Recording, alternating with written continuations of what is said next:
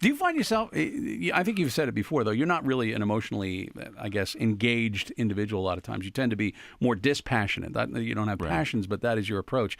I mean, is that something that is ingrained? Is it something that's a learned response, or do you even want to go that far into analyzing yourself? Yeah, well, I'm not like the most natural guy to write this book. My joke is that me writing a book about emotion is like Gandhi writing a book about gluttony. It's not my natural thing, but and that's a lot of that is very inborn. Some things are not genetic, some things are more genetic.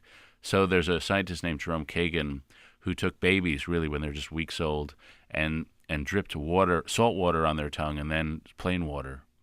And you can measure how much they're startled by the unexpected. Frankly, sounds like a cruel thing to do to little babies, but then again. But the kids who startle at that phenomenally early age go through life much more likely to be reactive to stress.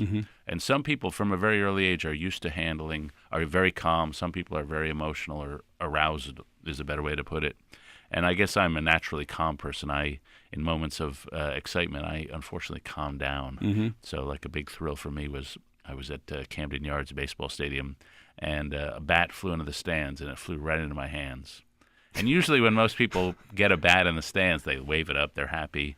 I got super calm. I was struck by that moment. So some people have that. Some people get hyped up. I get hyped down. I see that in a much bigger way with the president, by the way. I think he's an extraordinarily calm person, except for when he's completely aggravated. Interesting, by the way, that your leader in this chapter that you wrote is very much like President Obama in that way, the no drama character. Yeah, I have drawn from the president. I have a character somewhat drawn from the president who analyzes what it's like to be a politician, and it's really a very corrosive thing because you're talking all the time. I think politicians have what I call logorrhea dementia, which is they talk so much that they drive themselves insane.